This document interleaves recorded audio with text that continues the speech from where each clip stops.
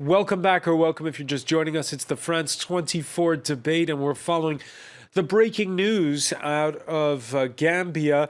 We have entered Gambia, says Senegal's army spokesperson Abdou Ndiaye.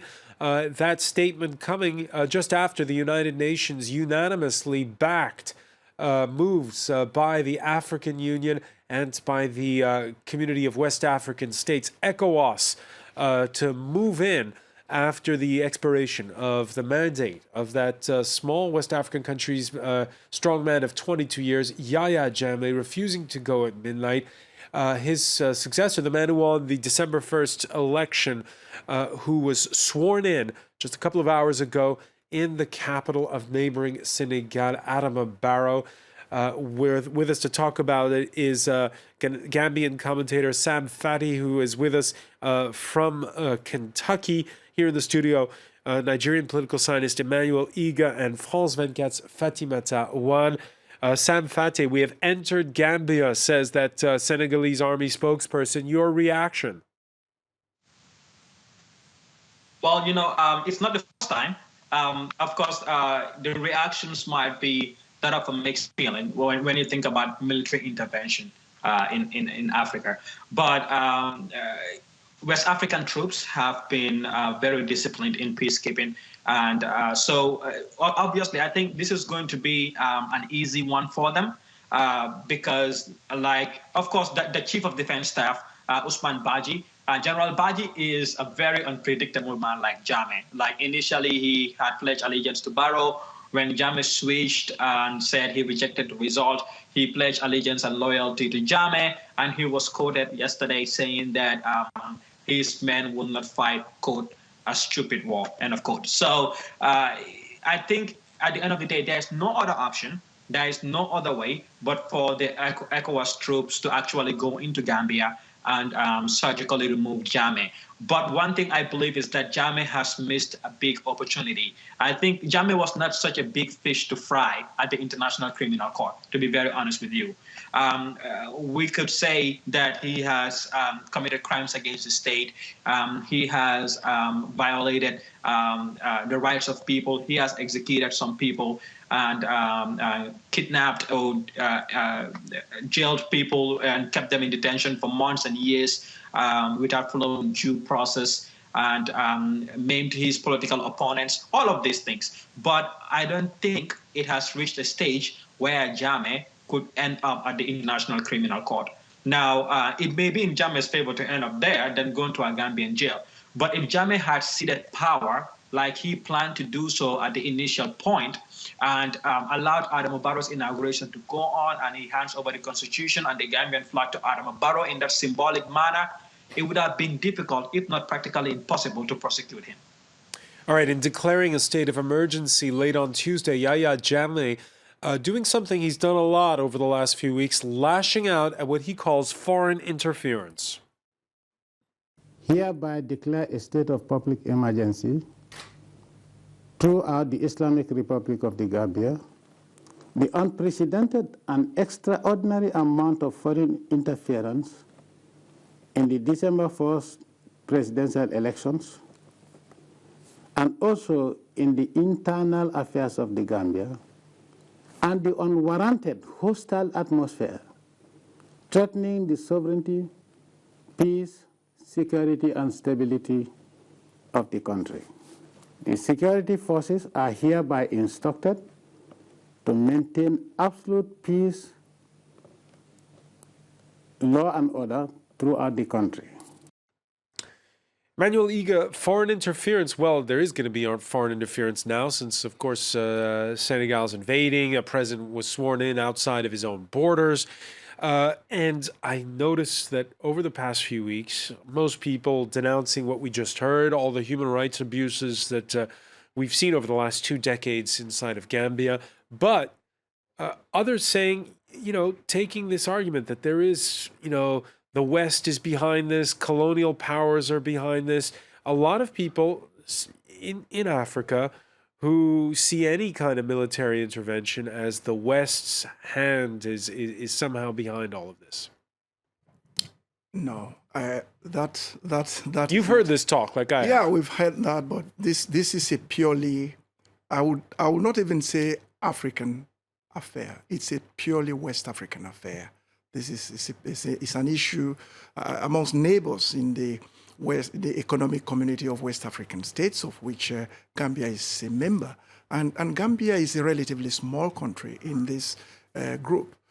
So I don't see the need that major countries like Nigeria, with all its military might, Senegal, with very experienced armed forces and all that, will need to go to, I don't know who, America or Great Britain or wherever, to ask for support for any kind of intervention. This is something that is going to be handled very squarely and rapidly at the West African level. We've done this in Liberia. We've done it in Sierra Leone without much. With mixed results. It took 2 years to put. In fact, in Sierra Leone, Nigeria in the end needed Britain's help support to finish it up. To get President Tija Kaba back in power.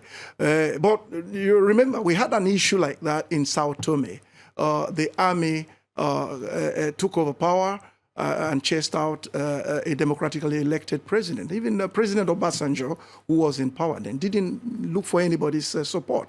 He just sent a small battalion of Nigerian army there, and that was solved. This is not an issue that needs to be internationalized beyond reasonable limits. The last time we saw foreign intervention in West Africa to oust a president who didn't want to leave after an election, it was Ivory Coast back in 2010, 2011. And yeah, a lot of people at the time were saying this is the colonial masters putting their man in power. This is the people who supported Laurent Gbagbo at the time were saying that.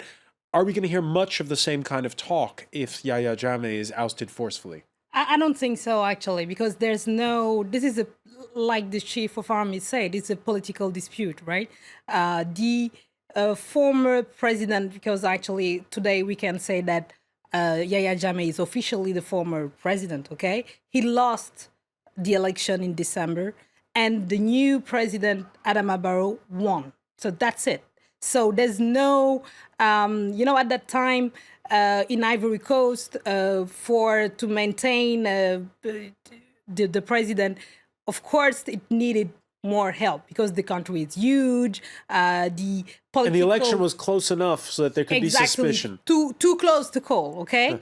But here, there's no way to say something like that. But therefore, there's something else I want to add. The Senegalese army, it's 100,000, okay, soldiers. For Gambia, is 5,000. So we are not talking about the same scale, right?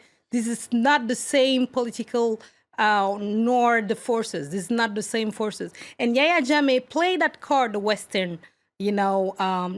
Very often. I remember exactly when he came to office in '94. If he came to office after the coup in '94, he was saying that I am gonna liberate the country with a new African-rooted, tradition. I enforce. I pledged for all the women to reintegrate their black skin within, 1 month. Otherwise, I'm gonna put all of you in jail. He threatened all the people to speak the languages, to be more African. And I remember that at that time in Senegal and in the other countries just on the borders was like, wow, this is a new dawn, a new president, African-rooted, proud of his country, not playing the game of Western Africa, not playing of the former colonial, with all the complex that we heard about. And Senegal, for that time, with Abdou Diouf as a president, was the well-bred, Western suit and ties. Western ties, he speaks so eloquently. He was, all the thing that Yahya Jammeh was denouncing at that time. And everybody at that time was saying, wow, this is a new dawn. This is a very great president. And we will see he will change, of course, Gambia. And with him,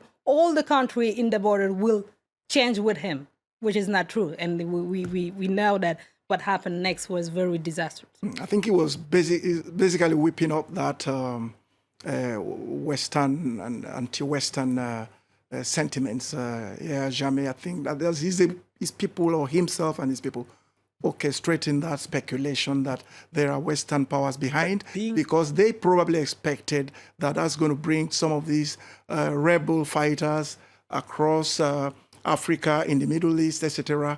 I mean, these terrorist groups, etc., to come to support him as mercenaries.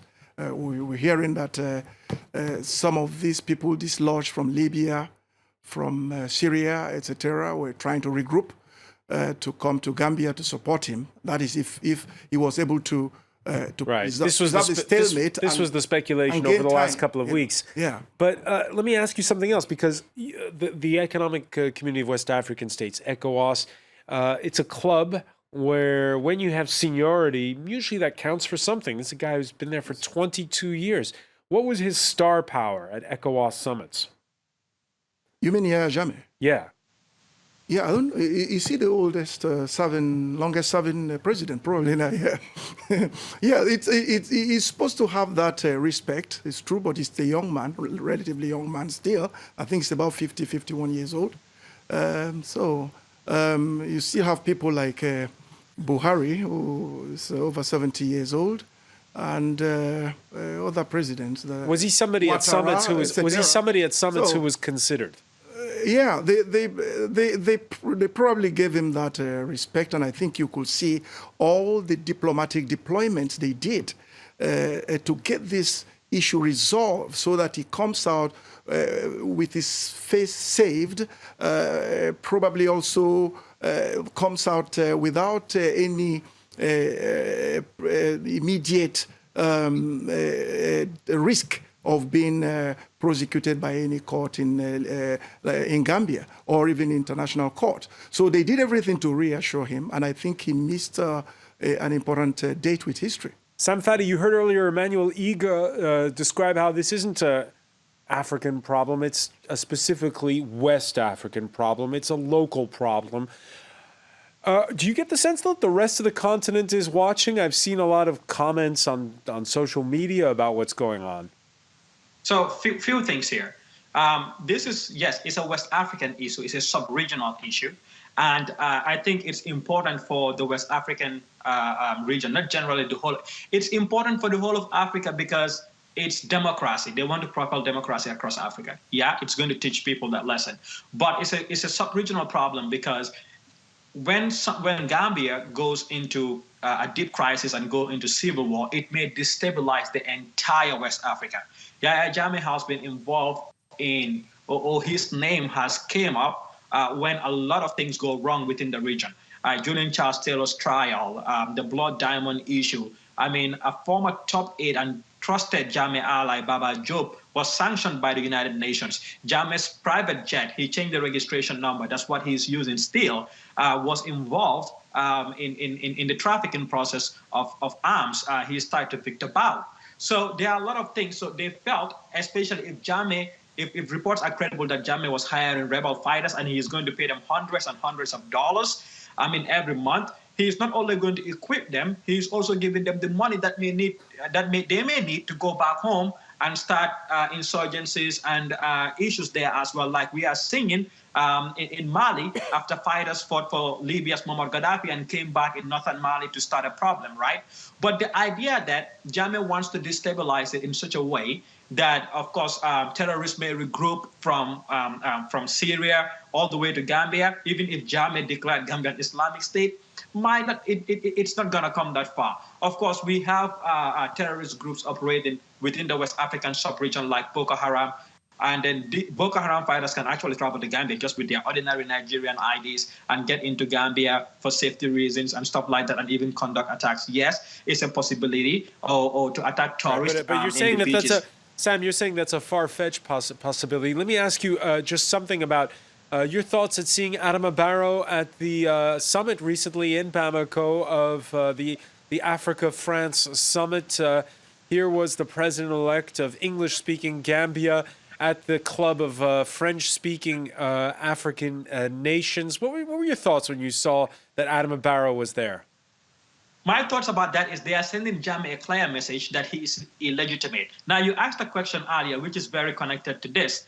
What is Jammeh standing at the ECOWAS level? Jammeh has been the ruler of the Gambia for 22 years. He has attempted so many times to become the chairperson of ECOWAS unsuccessfully. And he's angry that people like Liberia's president, Ellen Johnson Sirleaf, came after him and became ECOWAS chair.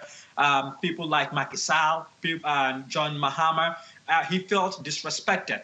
He tried being the chairperson of the African Union, unsuccessful. Adama Barrow going to Bamako and meeting more than 30 leaders, including the French president, was a clear message to Jammeh that he is illegitimate, that there is nothing he can do about it. And so it is more symbolic that Barrow necessarily taking part in a conference that has to talk about security in the entire West Africa. But Barrow too can use this opportunity, since he was at that conference now, though the Gambia might be small, but could be an essential key player like they did during the Gulf War on the side of the Jawara.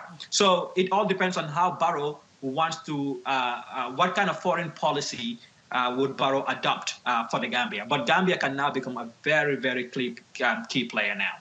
Let me ask on this, Fatima Tawan, the president of Senegal, Macky Sall, what are his prospects coming out of this crisis? What are the pitfalls, and what does he stand to gain out of? I think he's trying to.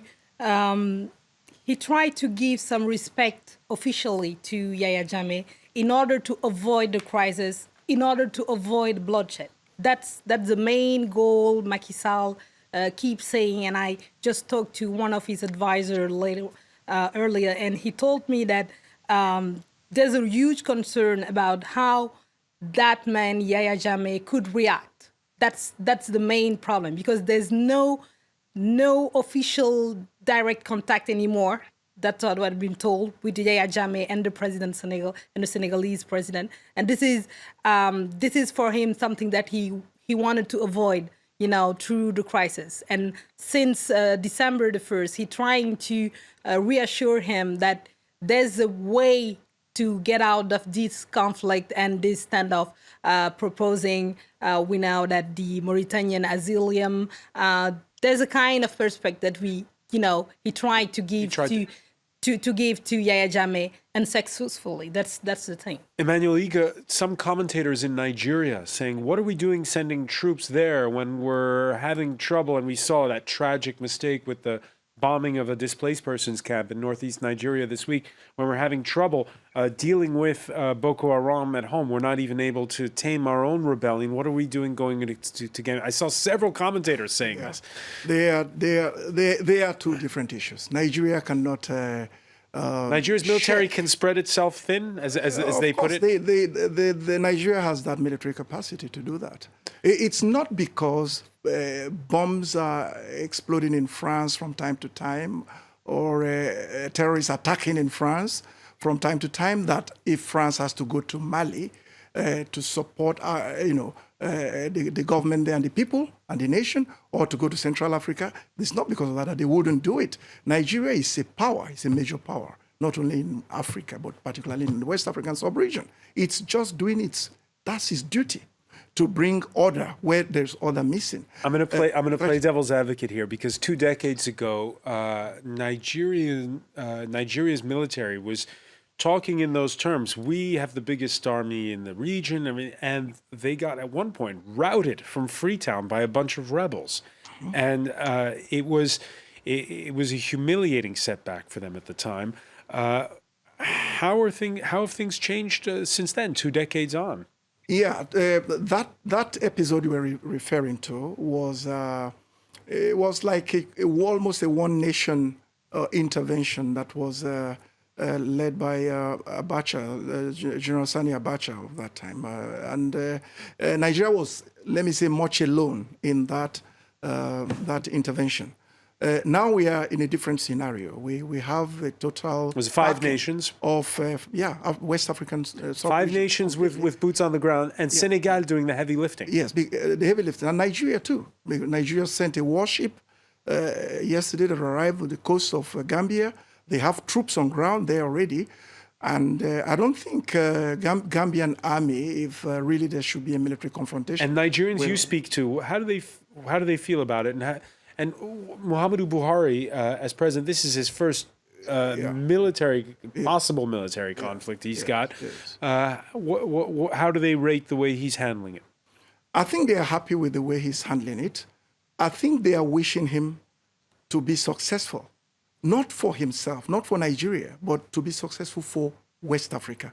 We are in a sub-region there in West Africa where we have been seeing very frequently peaceful democratic transition from one government to the other. When a government loses election, a president loses election, it just goes off. It's just happened in Ghana. It's been happening in Senegal. Change has taken place in Nigeria. It's taking place in Ivory Coast. We are in a region that is making very, very strong moves to improve and consolidate its democratic experience, quite unlike in certain other regions in Africa. And I think that is what is bringing the rallying around the president-elect, now the president in power, Adama Barrow, because we want Gambia to be to follow this trend and not to be kind of the black spot in this fairly beautiful picture of democracy that the West African sub-region is painting in Africa. Do we go too far when we sort of extrapolate, like when we saw in Burkina Faso the toppling of a longtime strongman? We said, "Oh, Africa's it happens in one nation." We say, "Oh, Africa's changing." Well, I mean, for change take time. I mean, and Gambia is a small country with the history of democracy is very recent. Of course, they just elected in the fact they just elected their first real elected president, in December. Yeah, so I want to ask. Wait for them. Wait for time. Sam Fadi, I want to ask you because people here, when they saw this election, they outside of Gambia, they weren't expecting this. They thought, oh, isn't this quaint, this election where you still vote with marbles? But they were expecting Jammeh to win. Why has your country had so few leaders since independence? What is it, 3 or 4 since 1965? I think for the Gambia, it's like what happened to most African countries after they gained independence. Sadauda Jawara has been there for nearly 3 decades. And in 1990, when Sadauda wanted to leave, you had some people within the government that said, great, you have to go. You've been here too long. Okay. But then you had some people that were also close to the president who said, oh, no, you can't leave. If you leave, this country is going to destabilize you, the only person that can keep this country together. And you had people within his government that even went out their way to form their own parties. Now, when Sadauda stayed a little bit longer, at that time, we just came from our economic recovery program. Corruption was high. I mean, Jammeh is an understudy of Jawara. He was his personal bodyguard. He learned a lot from Jawara. And I call him a Jawara on steroids. Jawara was not brutal. He was not a dictator. But Jammeh learned a lot of political maneuvers and tactics from Sadauda Jawara. So what happened was that Jammeh decided to take over government without much, without resistance at all. So when he took over the government, we are seeing history repeating itself here. And what is happening is that there were so many coups to oust Jammeh that were so unsuccessful. Now, Jammeh's lost election. It's time for him to go. Jammeh initially accepted defeat. Most would say yes. The comment from Mrs. Tambajang made Jammeh fearful. But also, I have spoken to people, ambassadors, ministers, people within his government that were close to him that said, look, there are also people within the army, within the top ranks of the army, and within the government, the senior government leadership itself that are urging him to stay because they have a lot to lose if Jammeh goes. So we can see all of these things happening. So for most people in the Gambia, Jammeh has exported a lot of Gambian experts and intellectuals and professionals outside of the Gambia who know about democracy and all of these things. But when they return to the Gambia and they join the system, what happens is they actually help Jammeh pass laws that are repressive, that are very restrictive, and they actually aid Jammeh in ruling the Gambia with such an iron fist. Now, why is this happening? Because you have a lot of people after joining the government forget what their duties and responsibilities are and become self-centered. Now, this might not be a popular comment, but for me as a Gambian and as an observer of the politics of my country, it is also the truth. And for so long, this has happened in the Gambia, the opposition were unable to unite. So Jammeh ended up making mistakes, forcing the opposition to actually unite against him now when he jailed opposition leader. A lot of people in the entourage who have a lot to lose. We're going to leave it there for now. Sam Fadi, many thanks for joining us there from Kentucky. I want to thank Emmanuel Iga, Fatima Tawan. We'll continue, of course, to follow this story. Thank you for joining us here in the France 24 debate.